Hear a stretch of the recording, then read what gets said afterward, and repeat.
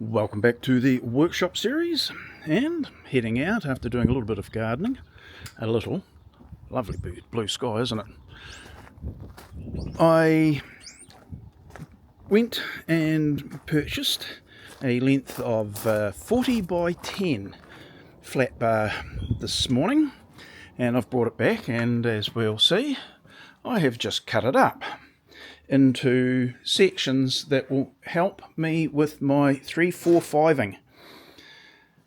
I got a 6 metre length, had it cut in half because it's a bit difficult carting a 6 metre length in the van, and then I decided that because I've got so much of it, it's fairly hefty stuff, isn't it? If you pick it up, and that's why I only got 40 mil. I was going to get 30, and I thought, I'll get the 40. The 50 would be that much heavier, so I'm pleased I did because it is quite hefty. And it being 10 mil thick was a requirement for the thread length on the guides. These ones here, the thread length is 10 mil, as is that aluminium bar. That's 10 mil, so I'm replicating the thickness. I needed to. So I thought to myself, and if we have a good count, I've got 3 bars there for the 3-4-5. I don't really need 3, because once you've drilled your first set of holes, that effectively is one of your bars. So I'm aware of that, so you don't have to comment on that. Well, you can, but you'll see that I've already thought of that. However, I also cut this one effectively one increment longer so that I can use it with a 3-4-5 type of setup on these two, on these ones here. So this one a little bit longer works for the 3-4. Well, it better do. I could have made a mistake, but a 3-4-5 for there. I can then swap it over to that set for the 3-4-5. Simply the ratio of the 3-4-5ing being, we've got the 3-4-5, we've got 6, 8, 10, 9, 12 and 15. That was the size I wanted. I needed a 9 spaced set of holes there, but I needed a 10 here, so I made that swap over bar that little bit longer to accommodate that, so I can use it for this set and this set. Seems to make sense. Now, is this $60? Well, I'm going to use the phrase, and I hope it's correct, sunk cost. Is it a cost that I have sunk into the project, or sunk to the bottom of the sea, and money that I can never get back? Because if this does not work in the manner that I hope, then darn it, and I'll never get that back. So it could be $60 of sunk cost. Could be, if that's the right terminology. But to get this laser cut, because of the thickness, the number of holes, etc., there would have been several $100s that I don't want to pay just yet. Because if I can drill accurately enough, then I have these forever. They're super solid, and as they would be if I got them laser cut, of course. But it's just one of those things that you trial yourself, and you find out just how good you are, or how good you ain't. Lovely grammar there. But that's what we do in the shop, is it not?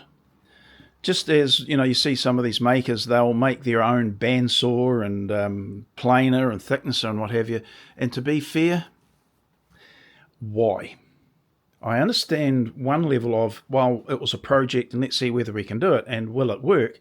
Well, yes. And then you see all the problems that they had to, that they encountered, some of them unanticipated, and then the effort that they had to go to get over it and get the job done, get it finished and functioning.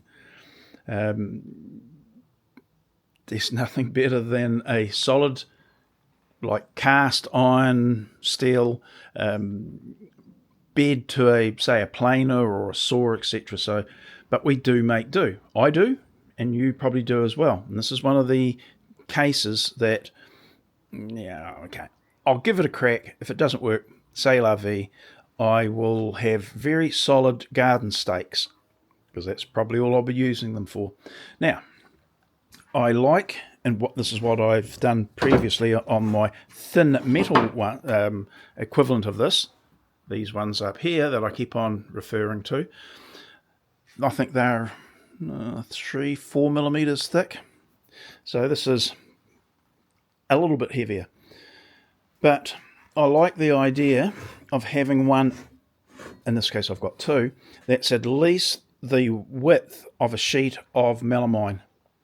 So I can do all of the holes across the width of a sheet. A length of a sheet would also be of a sheet, 2, 4 or 8 foot long, would be nice, but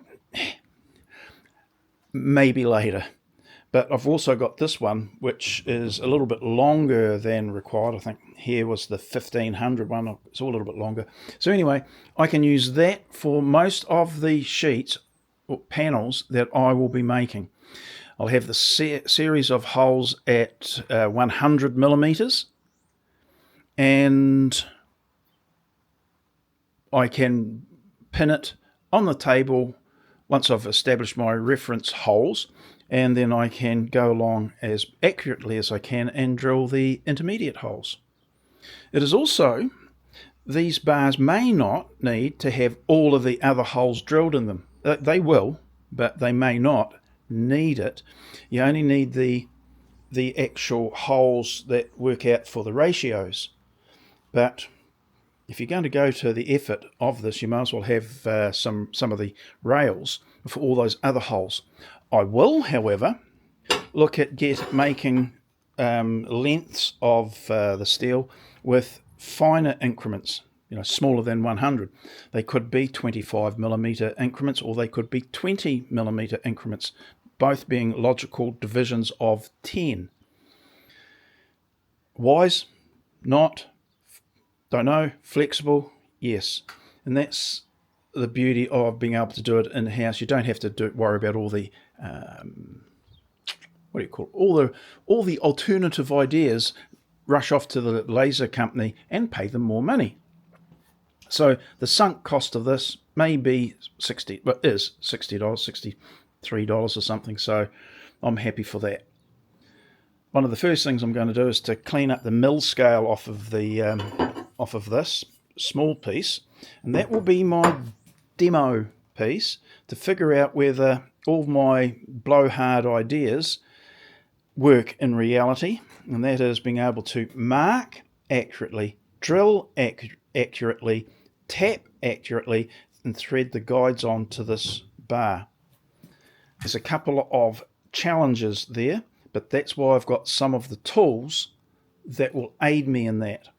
One of the things I can't do, however, is scribe a center line along here off the edge of the bar, because, let's just have a look,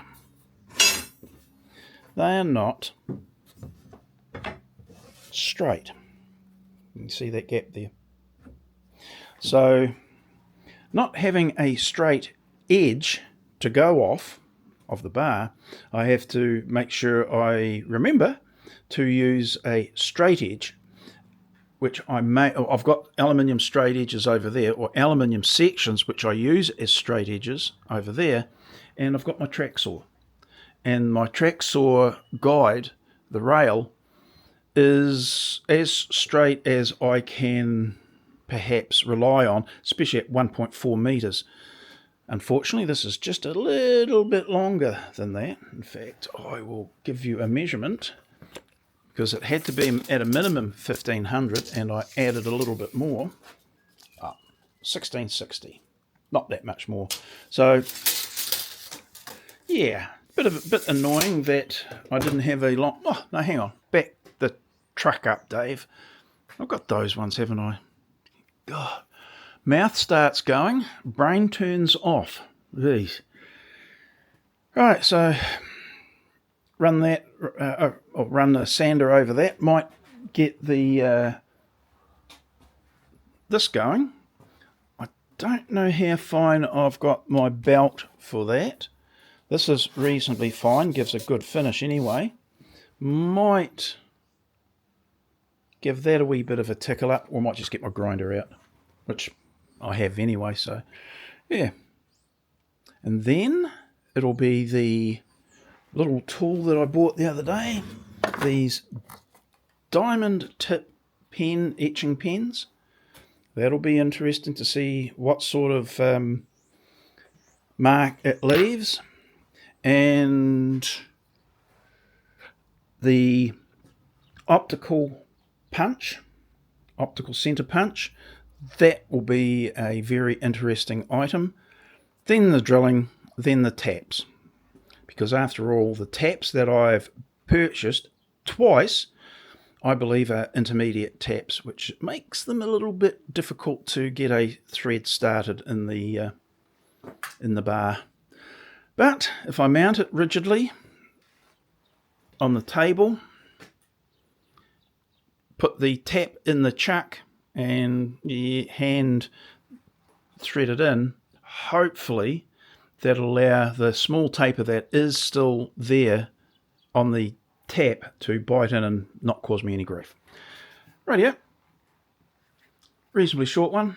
Covered a few things. You can see where I'm going.